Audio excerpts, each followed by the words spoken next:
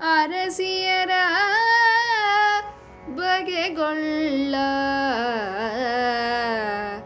ಮಕ್ಕಳ ಸರಕು ಮಾಡನು ದೇಶಕೋಶದ ಸಿರಿಯ ಕಣಿಸನು ಖಡ್ಡಿಗೊಳ್ಳನು ಸಕಲ ಸಂಪದವ ಹರಿಪರಾಯಣರೆಂದೊಡೆ ಅವರಿಗೆ ಹರಹಿ ಕೊಂಬನು ಮಗನ ಶೀಲವು ನರರ ಪರಿಯಲ್ಲ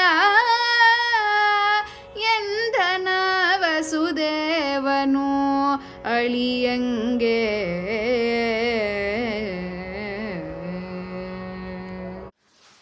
ಕುಮಾರವ್ಯಾಸ ವಿರಚಿತ ಕರ್ನಾಟ ಭಾರತ ಕಥಾಮಂಜರಿಯ ವಿರಾಟ ಪರ್ವದ 10ನೆಯ ಸಂಧಿಯ ಪ್ರಸ್ತುತ ಈ ಭಾಗವು ಹಲವು ಸೂಕ್ಷ್ಮತೆಗಳ ದೃಷ್ಟಿಯಿಂದ ಮತ್ತು ಸನ್ನಿವೇಶಗಳ ಹಿನ್ನೆಲೆಯಲ್ಲಿ ಬಹಳ ಮಹತ್ವಪೂರ್ಣವಾದದ್ದು. ವಿಶೇಷವೆಂದರೆ ತನ್ನ ಮಗನ ಕುರಿತಾಗಿ ತಂದೆಯೇ ಬಹಳ ಸಂತೋಷದಿಂದ ಹೆಮ್ಮೆಯಿಂದ ಹೇಳಿಕೊಳ್ಳುವಂಥ ಮಾತು ಬಹಳ ಆಕರ್ಷಕವಾಗಿ ಒಡಮೂಡಿದೆ. ವಿಶೇಷ ಎಂದರೆ ಈಗಾಗಲೇ ಶ್ರೀಕೃಷ್ಣ ವಿರಾಟ ನಗರಿಗೆ ತನ್ನ ಪರಿವಾರದೊಂದಿಗೆ ಪ್ರವೇಶ ಮಾಡ್ತಾ ಇದ್ದಾನೆ.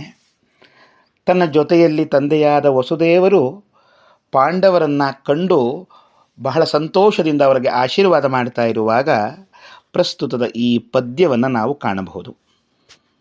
ತನ್ನ ಮಗನನ್ನು ಕುರಿತಾಗಿ ಈಗಾಗಲೇ ಪೂರ್ವ ಪದ್ಯಗಳಲ್ಲೂ ಕೂಡ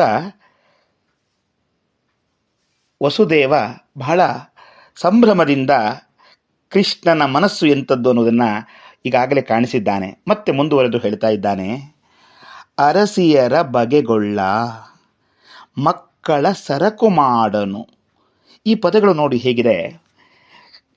ಕೃಷ್ಣ ಸಾಮಾನ್ಯನಲ್ಲ, ಆತ ಅಸಾಮಾನ್ಯ ಅನ್ನೋದು ಅನೇಕರಿಗೆ ತಿಳಿದಿದೆ.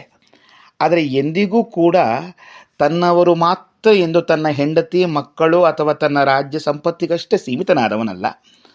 ಅವನಿಗೆ ಯಾರು ಅತ್ಯಂತ ಪ್ರಿಯರು ಅಂತಂದರೆ ಆತನನ್ನು ಸದಾ ಆರಾಧಿಸುವ ಅವನ ಭಕ್ತರೇ ಅನ್ನುವುದನ್ನು ಈ ಮಾತುಗಳ ಮೂಲಕ ತಿಳಿಸ್ಕೊಡ್ತಾ ಇದ್ದಾನೆ. ಅರಸಿಯರ ಬಗೆಗೊಳ್ಳ ಅಂದರೆ ತನ್ನ ರಾಣಿಯರನ್ನು ಅವನು ಲಕ್ಷಿಸುವುದಿಲ್ಲ, ಆದರೆ ಗಮನಿಸುವುದಿಲ್ಲ.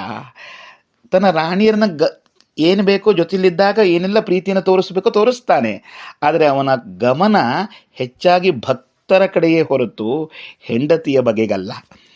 ಏಕೆಂದರೆ ಬಗೆ ಅಂದರೆ ಸುಮಾರು ಹಲವು ಅರ್ಥಗಳು, 10ಕ್ಕೂ ಹೆಚ್ಚು 16 ಅರ್ಥಗಳನ್ನು ನಾವು ಕಾಣ್ತೇವೆ. ಇಲ್ಲಿ ಲಕ್ಷಿಸು ಅನ್ನುವ ಅರ್ಥ. ಬಗೆಗೊಳ್ಳ ಅಂದರೆ ತನ್ನ ರಾಣಿಯರನ್ನು ಹೆಚ್ಚಾಗಿ ಅವನು ಲಕ್ಷಿಸುವುದಿಲ್ಲ. ಹಾಗೆ ಸರಕು ಮಾಡನು ಮಕ್ಕಳ ಅಂದರೆ ಮಕ್ಕಳ ಸರಕು ಮಾಡನು. ಅದರ ಅರ್ಥ ಮಕ್ಕಳನ್ನು ಕೂಡ ಹೆಚ್ಚಾಗಿ ಹಚ್ಚಿಕೊಳ್ಳುವವನಲ್ಲ. ದೇಶಕೋಶದ ಸಿರಿಯ ಗಣಿಸನು ಖಡ್ಡಿಗೊಳ್ಳನು ಸಕಲ ಸಂಪದವ. ನೋಡಿ, ರಾಜ್ಯ ಸಂಪತ್ತು ಅಥವಾ ಇತರೆ ರಾಜ್ಯದ ಯಾವುದೇ ಸಂಪತ್ತಾಗಿರ್ಬೋದು, ಇದ್ಯಾವುದನ್ನು ಕೂಡ ಅವನು ಲಕ್ಷ್ಯಕ್ಕೆ ತೆಗೆದುಕೊಳ್ಳುವುದಿಲ್ಲ, ಗಮನಕ್ಕೆ ತೆಗೆದುಕೊಳ್ಳುವವನಲ್ಲ. ಅವೆಲ್ಲವನ್ನು ಯಾವ ರೀತಿ ನೋಡುತ್ತಾನೆ? ಖಡ್ಡಿಗೊಳ್ ಅನ್ನುವಂಥ ಪದವನ್ನು ಬಳಸಿದ್ದಾನೆ ಕುಮಾರವ್ಯಾಸ ಬಹಳ ಪ್ರಜ್ಞಾಪೂರ್ವಕವಾಗಿ.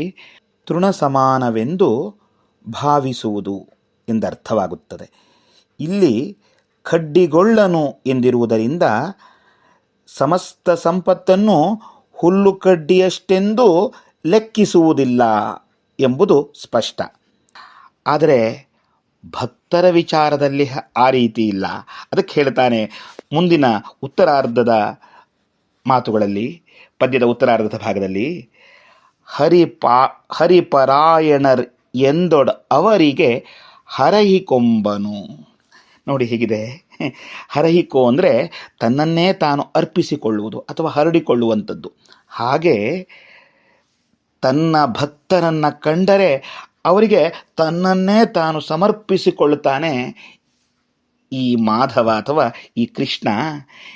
ಈ ಮಗನ ನಡವಳಿಕೆ ಇದೆಯಲ್ಲ, ಇದು ಸಾಮಾನ್ಯ ಮನುಷ್ಯರ ರೀತಿಯಲ್ಲ ಅನ್ನುವುದನ್ನು ಎಷ್ಟು ಚೆನ್ನಾಗಿ ಕವಿ ಕುಮಾರವ್ಯಾಸ ವಸುದೇವನ ಕೈಲಿಂದ ಹೇಳಿಸ್ತಾನೆ ಅಂದರೆ, ಮಗನ ಶೀಲವು ನರರ ಪರಿಯಲ್ಲ ಎಂದನು ಆ ವಸುದೇವನ್ ಅಳಿಯಂಗೆ.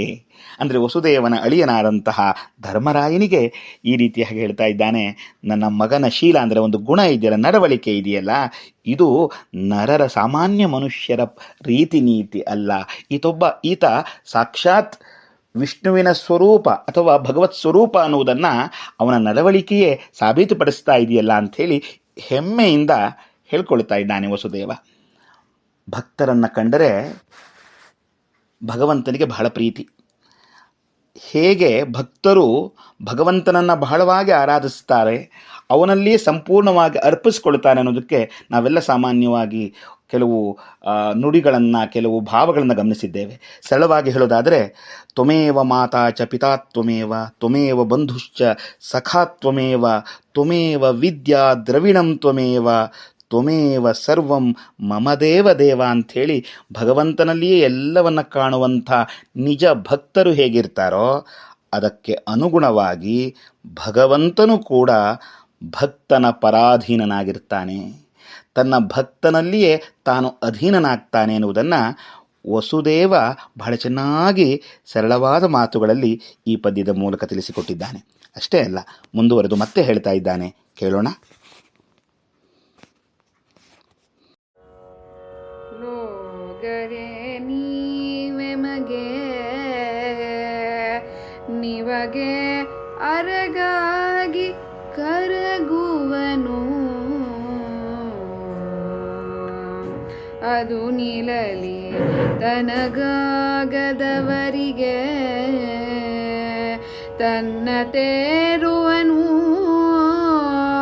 ಕೊಲುವ ಹಾಗೆ ಗೊಲಿವ ಲೋಗರ ಎನ್ನವರೆಂದು ಲೋಗರಿಗಾಗಿ ಬದುಕುವೆನೆಂಬ ಬಿರುದಿನ ಚಾಗಿ ಕೃಷ್ಣನನು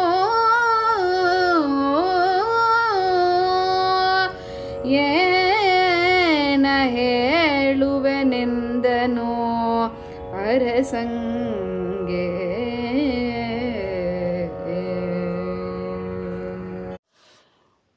ವಸುದೇವನು ಮತ್ತೆ ಮುಂದುವರೆದು ಧರ್ಮರಾಯನಿಗೆ ಹೇಳುತ್ತಾನೆ, ಲೋಗರೆ ನೀವೆಮಗೆ, ನೀವೇನು ನಮಗೆ ಹೊರಗಿನವರೇ, ಸದಾ ಶ್ರೀಕೃಷ್ಣನ ಸ್ಮರಣೆಯನ್ನು ಮಾಡ್ತಾ ಧರ್ಮ ಕಾರ್ಯದಲ್ಲಿ ನಿರತರಾಗಿರುವಂತಹ, ಸತ್ಯನಿಷ್ಠೆಗಳನ್ನು ಬೆಂಬಲಿಸುವಂತಹ